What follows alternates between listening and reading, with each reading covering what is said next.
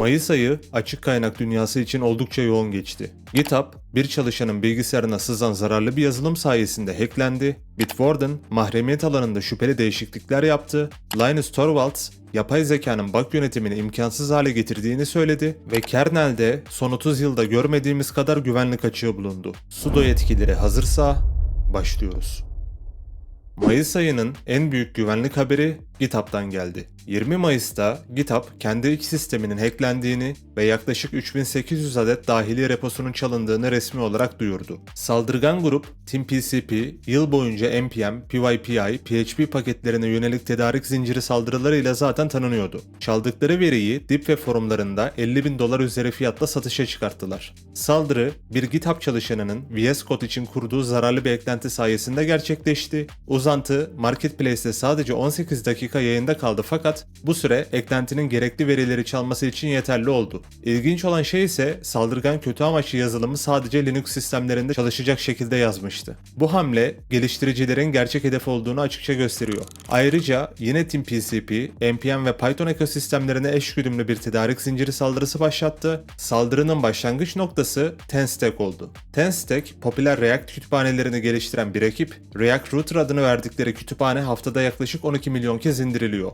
Saldırgan grup GitHub Actions'ta bulunan bir açığı kullanarak kendi kodlarını sisteme soktular. Tabi bu yarım saat içerisinde fark edildi ve bakımcılar etkilenen versiyonları yayından kaldırdılar. Mayıs ayında Linux kernelinde ard arda 6 farklı Privilege Escalation açığı bulundu. Bu açıklar yerel kullanıcının sistemde yönetici yetkisi elde etmesine olanak tanıyor. İlk olarak CopyFail adında bir açık bulundu. Bir önceki gündem videosunda zaten bahsetmiştim. Bir hafta sonra Dirty Frag adında bir açık patladı ve sonra sırasıyla SSH Keysign, Dirty Decrypt ve Crack Armor açıkları bildirildi. Toparlarsak, Linux çekirdeğinde yıllardır duran fakat fark edilmeyen açıklar artık yapay zeka araçlar sayesinde bulunmaya başladı. Linux'un en güvenli işletim sistemlerinden biri olduğuna dair bir inanış vardı fakat son çıkan haberler ile bu algı yavaş yavaş yıkılmaya başlıyor. GNOME'un yardım aracı Yelp'te ciddi bir Flatpak Sandbox Escape açığı bulundu ve 49.1 sürümüyle yamalandı. Flatpak Sandbox, uygulamanın sistem dosyalarına erişmesini sınırlayan bir koruma katmanı. Kaçış demek, uygulamanın bu sınırı aşıp sistemin geri kalanına ulaşması anlamına geliyor. Açığı bulan Codyen Labs, Almanya'nın Sovereign Tech Resilience programı tarafından finanse edilen bir araştırma kuruluşu, hükümet tarafından açık kaynak yazılıma yönlendiren para, açık kaynak güvenliğine somut olarak katkı veriyor. Şimdi topluluk haberlerine geçelim. Mayıs ayının açık ara en çok tartışılan olayı açık kaynaklı şifre yöneticisi Bitwarden'da yaşandı. Birincisi, Bitwarden'ın sitesinde bulunan Always Free yani her zaman ücretsiz ibaresi kaldırıldı fakat gelen tepkiler üzerine geri eklendi. Bir Bitwarden çalışanı bunu pazarlama ekibinin gözden kaçırması olarak savundu. İkincisi, kullanıcılar doğru düzgün bilgilendirilmeden premium paketinin fiyatı 2 katından daha fazla arttırıldı. Son olarak CEO Michael Crandall danışmanlık rolüne çekildi fakat yerine kar odaklı şirketlerde çalışma geçmişiyle bilinen Michael Sullivan atandı. Daha önce şifrelerinizi terminalden yönetmenizi sağlayan Bitwarden CLI aracının npm versiyonu da hacklenmişti ve bu olay şirketin güven kaybetmesine sebep olmuştu. Şimdi de şirketin bu tür sessiz değişiklikler yapması daha da fazla tepki çekti. Böyle devam ederse kendimize başka alternatifler bulmamız gerekecek. Linus Torvalds, yapay zekanın bug yönetimini imkansız hale getirdiğini söyledi. Sebebi ise araştırmacıların aynı yapay zeka araçlarını kullanarak aynı hataları bildirmeye başlaması. 2 yıl önce haftada 2-3 rapor gelen güvenlik mail listesine artık günde 5-10 rapor geliyor. Yani günlük rapor sayısı 10 katına çıktı ve bu da işleri içinden çıkılmaz bir hale getiriyor. Torvalds, yapay zekaya karşı değil, kendisi de yapay zeka araçlarını kullanıyor zaten. Fakat insanların aynı hataları bildirmesine ve kernelin geri kalanıyla kod kalitesi olarak uyuşmayan katkılar yapılmasına karşı tavırlı. Sovereign Tech Fund, Almanya hükümeti tarafından finanse edilen ve kritik açık kaynak altyapısına para aktaran bir kurum. Mayıs ayında KDE projesine 1.2 milyon euronun üzerinde yatırım yaptı. Bu para, Plasma, Kevin gibi temel KDE bileşenlerinin geliştirilmesine ve özellikle geleceğe yönelik dijital egemenlik altyapısına gidecek. Bir önceki gündem videosunda da bahsettiğim gibi Avrupa açık kaynak yazılım konusunda daha da ciddi davranmaya başladı. Tabii ki tüm bu değişiklikler bizim gibi günlük Linux kullanıcılarını da olumlu yönde etkileyecek. Mayıs içinde Discord resmi YouTube kanalında büyük harflerle Year of the Linux Desktop yani Linux masaüstünün yılı başlıklı bir video yayınladı. Bu videoda Fedora ve Arch için paket desteğini duyurdular. İkincisi donanım hızlandırma sonunda Linux için de geliyor. Ve son olarak ise Wayland desteği geliştirildi. ve otomatik güncelleme özelliği şekillendirildi. Tabi bunun sebebi Steam donanımlarının Linux kullanması ve Discord'un buradaki pazar payını kaçırmak istememesi. Topluluk tepkileri karışık çünkü Discord'un daha önce veri sızıntısı olayları yaşadığını, açık kaynak dünyasına daha önce hiç yanaşmadıklarını ve zorunlu yaş doğrulama sistemi olduğu için alternatif açık kaynaklı uygulamaların kullanılması gerektiğini söyleyenlerin sayısı oldukça fazla. Linux ve açık kaynaklı projeler Kaliforniya yaş doğrulama yasasından muaf tutulacak gibi gözüküyor. Son gelen güncellemeler ile bu yasanın bağımsız geliştirilen yazılım projelerini kapsamayacağı söyleniyor. Bu yüzden geçtiğimiz aylarda açık kaynak dünyasında olay yaratan bu yaş doğrulama yasası şimdilik Linux ve açık kaynak projeler için askıya alınmış gibi görünüyor. Linux'teki AMD Radeon ekran kartı sürücüsünün büyük bir kısmını yazmış olan geliştirici artık Valve bünyesinde çalışmaya başladı. Valve, Steam'deki için zaten epeydir açık kaynak AMD ekran kartı sürücülerine yatırım yapıyordu. Fakat AMD bünyesinden kişileri alması Valve donanımları için Linux ve AMD desteğinin daha da güçleneceği anlamına geliyor. Global Platform Konsorsiyumu donanım için açık kaynak yaklaşımı hedefleyen Pavona adında bir girişimi duyurdu. Şu an bir şirket çip üretmek isterse sıfırdan tasarlayıp doğrulamak zorunda. Pavona, sertifikasyona hazır, üretim aşamasına geçmiş açık kaynak yapı bloklarından oluşan bir kütüphane sunmayı amaçlıyor. Yani çip üretmek isteyenler sıfırdan başlamak yerine onaylı modülleri birleştirebilecek. Kurucular arasında Meta, Qualcomm, Oxford Üniversitesi gibi önemli isimler de yer alıyor. Şimdi gelelim dağıtım haberlerine. Canonical, Mayıs ayında Ubuntu Core 26'yı çıkarttı. Core, Ubuntu'nun gömülü cihazlar ve IoT için tasarlanmış versiyonu. Dosya sistemi sonradan değiştirilemeyen Immutable yapı kullanıyor ve kurumlara 15 yıla kadar güvenlik bakımı sunuyor. 26 sürümüyle gelen değişiklikler ile kurulum süresi kısaldı, kablosuz güncellemeler yaklaşık %90 oranında küçüldü ve Live Kernel Patching geldi. Artık sistem yeniden başlamadan kernele yama uygulanabiliyor. Fedora 44 birkaç haftalık ertelemenin ardından yayınlandı. Workstation varsayılan masaüstü artık GNOME 50, KDE versiyonu ise Plasma 6.6 ve Plasma Login Manager ile geliyor. Burada yaşanan ilginç gelişme ise Fedora 44 ile birlikte Deepin masaüstü paketlerinin resmi olarak kaldırılması. SUSE bir yıl önce aynı kararı güvenlik endişeleri sebebiyle almıştı ve şimdi de Fedora aynı yolu izliyor.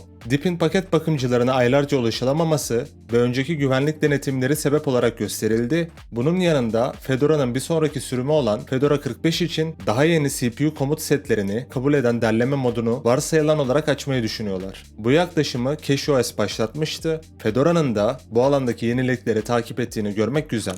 Debian cephesinde ise iki yeni haber var. Birincisi Debian 13.5 çıktı. Bu sürüm neredeyse tamamen güvenlik yamalarını içeriyor. İkincisi ise Debian 14 için büyük bir karar açıklandı.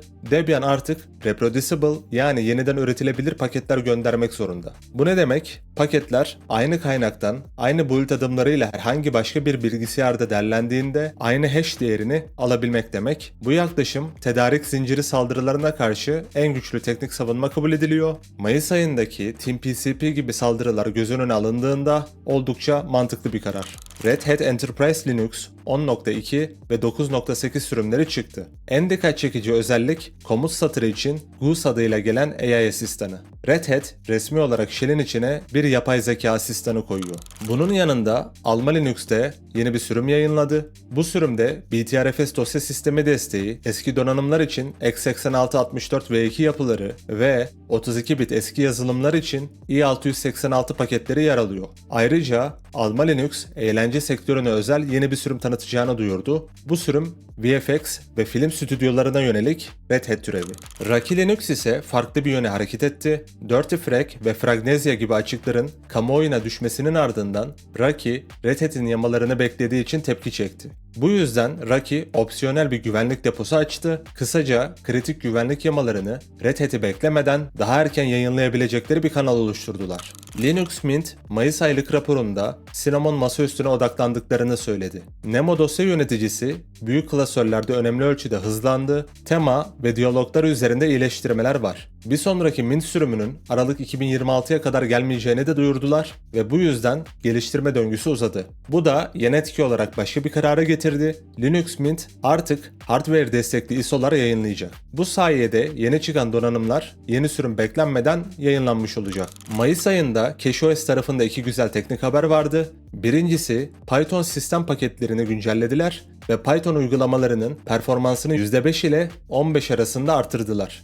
İkincisi ise varsayılan paket yöneticisini Octopi'den Shelly'e geçirdiler. Shelly, Arch paket yönetimini modern bir arayüzde sunan yeni bir araç. Bunun dışında diğer Arch tabanlı dağıtımlarda da önemli gelişmeler vardı. Manjaro 26.1 Preview yayınlandı. Ocaktan bu yana ilk büyük güncelleme GNOME 50, KDE Plasma 6.6 veya XFCE 4.20 olmak üzere 3 masaüstü seçeneğiyle test için hazır. Arch ve Hyprland tabanlı dağıtım olan Omarchy 3.7 sürümüyle oyun desteğini elden geçirdi. Steam yükleyici, önceden yapılandırılmış RetroArch, geliştirilmiş kontrolcü desteği, Lutris ve Heroic entegrasyonu, Moonlight istemcisi ve Xbox Cloud Gaming web uygulaması ekleyerek oyun kalitesini ciddi şekilde artırdılar. EndeavourOS, Titan Neo sürümü adıyla yeni bir sürüm yayınladı. İçinde Linux 7.0 çekirdeği, Firefox 150 ve güncel Mesa, Nvidia sürücüleri ile birlikte geliyor. Asahi Linux, Mayıs ayında uzun zamandır beklenen yeni bir ilerleme raporu yayınladı. Apple M3 yongasının desteği nihayet M1 kalitesine yaklaşıyor. Bu, donanımın çalışmaya başladığı ve hızlı şekilde olgunlaşacağı anlamına geliyor. Ayrıca neredeyse 2 yıl aradan sonra yeni bir Asahi yükleyici sürümü çıktı. Linux 7.0 kernele entegrasyon süreci de başlatıldı. FreeBSD 15.1 beta sürecine geçti. Bu sürecin son aşamalarında artık daha fazla AI tarafından keşfedilmiş güvenlik sorununu kabul etmeyeceklerini de bildirdiler. Torvalds'ın şikayet ettiği yapay zeka sorununu BSD geliştiricileri de yaşıyor. FreeBSD 15.2 için planlanan başka önemli bir madde ise KDE Plasma masaüstünün kurulum deneyimini Linux dağıtımlarındaki gibi pürüzsüz hale getirilmesi. FreeBSD üzerinde de artık KDE Plasma Linux gibi çalışabilecek. OpenSUSE tarafında da önemli güncellemeler vardı. OpenSUSE yükleyicisi artık kullanıcı masaüstü seçmeden kuruluma devam ederse uyarı veriyor. Bundan önce bilgisayarına OpenSUSE yüklemek isteyen biri yanlışlıkla masaüstü ortamı seçmeden devam butonuna tıklarsa sistem minimal kuruluma başlıyordu. Linux dünyası gerçekten çok garip bir yer. Ayrıca Systemd boot desteği de yeni sürümle birlikte eklendi. Sıra masaüstü ortamlarında. Mayıs ayının masaüstü tarafındaki en önemli güncellemesi KDE Plasma 6.7 sürümünün çıkmasıydı. İlk haber HDR desteği. HDR zaten vardı ama Kevin artık HDR modundayken ICC renk profillerini de destekliyor. Bu fotoğrafçılar ve renk hassasiyeti olan iş akışları için kritik bir güncelleme. Kısaca renk doğruluğu açısından önemli bir haber diyebiliriz. Bunun haricinde tam ekran uygulamalar için bir iyileştirme geldi. Normalde Wayland üzerinde uygulamalar tam ekran modunda çalışsa bile pencere yöneticisi devrede kalıyor. Bu da uygulamanın çalışırken ekstra süreçlere girmesine sebep oluyor. Bu güncelleme sayesinde tam ekran çalışan uygulama doğrudan ekrana yansıyacak. Sonuç olarak oyun ve video oynatmada CPU ve GPU yükü ciddi biçimde azalmış oluyor. Ayrıca CPU rendering yapan uygulamalar için önemli bir performans kazanımı geldi. Modern uygulamaların çoğu GPU ile çiziyor, yani ekran kartı ile çiziliyor ama birçok eski uygulama hala CPU üzerinde render yapıyor. Wayland'de bu tip uygulamalar her kare için ekstra bellek kopyalaması gerektiriyordu ve takılma hissi yaratıyordu. Artık aynı bellek bölgesi 0 kopya ile kompozitör tarafından okunabiliyor. Yani kısaca CPU rendering yapan uygulamalar çok daha akıcı hale gelmiş olacak. Son olarak Plasma'nın dahili uzak masaüstü sunucusu ciddi şekilde iyileştirildi. TV boyutu için uyarlanmış, arayüzü üzerinde de geliştirmeler hızlandı ve özellikle Nvidia performans sorunlarını gideren yamalar yayınlandı. GNOME tarafında ise ilginç bir değişim olası. Mevcut GNOME sistem monitör uygulamasının yerini GNOME 51 sürümünde Resources alabilir. Resources, sistem kaynaklarını gösteren modern bir alternatif. Ubuntu zaten varsayılan olarak Resources'a geçmişti. Ayrıca Rust ile yazılmış uzaktan yönetim aracı Rustcon olgunlaşmaya başladı. Hyprland, son birkaç yıldır çok büyüyen Wayland kompozitörlerinden birisi. 0.55 sürümüyle birlikte Hyprland artık tamamen Lua tabanlı konfigürasyon kullanıyor. Eski yapılandırma dosyaları birkaç sürüm daha geriye dönük uyumluluk için destekleniyor ama yön belli. Bu gelişmeyle birlikte Hyprland çok daha esnek bir hale gelecek ve kullanıcı tabanı genişleyeceğe benziyor. i3 pencere yöneticisinin Wayland karşılığı olan Sway 1.12 yayınlandı ve en önemli değişiklik yine HDR desteğiydi. Sway artık HDR içerik gösterebilen ilk i3 tarzı Tiling kompozitör oldu. OpenBox'tan ilham almış hafif bir kompozitör olan LabWC 0.20 sürümü yayınlandı. Eski Linux kullanıcılarının iyi tanıdığı OpenBox tarzını Wayland üzerinde yaşatmayı amaçlayan proje Show Desktop özelliğini ekledi. Masaüstü tarafındaki son haber ise Google'ın Angle projesi nihayet Wayland'i resmi olarak destekliyor. Angle, OpenGL çağrılarını Direct3D, OpenGL, Vulkan veya Metal'e çeviren grafik abstraction katmanı Google Chrome ve bir sürü uygulama tarafından kullanılıyor. Bu sayede Chromium kullanan tüm uygulamalar artık native Wayland penceresi açabilecek. Biraz daha özgür yazılım haberlerine bakalım. GCC 16'nın ilk stable sürümü 16.1 yayınlandı. Yeni donanım destekleri ve optimizasyon iyileştirmelerinin yanı sıra hata mesajları ciddi şekilde iyileştirildi. Artık derleyici hatalarını web sayfası gibi okuyabiliyorsunuz. Geliştirme süreçlerini oldukça hızlandıracak bir özellik. LLVM tarafında ise konuşulmaya başlayan yeni özellik sayesinde çok çekirdekli modern işlemcilerde derleme süresini kayda değer şekilde düşürmeyi planlıyorlar. Atom Editör'ün yaratıcılarının Rust ile sıfırdan yazdığı kod editörü Z nihayet 1.0 sürümüne ulaştı. Gerçek zamanlı işbirlikçi düzenleme, AI entegrasyonu, Git ve debug entegrasyonu gibi özellikler ile gelen editör, Windows, macOS ve Linux'ta kullanılabiliyor. VS Code'a alternatif olarak ön plana çıkıyor. Systemd 261 RC1 çıktı ve içinde dikkat çekici özellikler var. Birincisi Systemd sysinstall. Bu araç bir Linux yükleyicisi olmak için tasarlanmış. Yani Systemd artık opsiyonel olarak dağıtım yükleme işini de üstleniyor. Bunun yanında depolama yönetimi ve bulut VM'lerinde araçlar arası iletişim gibi yeni özellikler getirdiler. Systemd'nin hakimiyet alanı genişlemeye devam ediyor. OpenZFS'in yeni sürümü yayınlandı ve Linux 7.0 kernel desteği bu sürümle birlikte eklendi. OpenZFS, Solaris'ten gelen ZFS dosya sistemini Linux ve FreeBSD için açık kaynak implementasyonu, Copy on Write, Snapshot, RAID, Compression, Native Encryption gibi enterprise özellikleriyle biliniyor.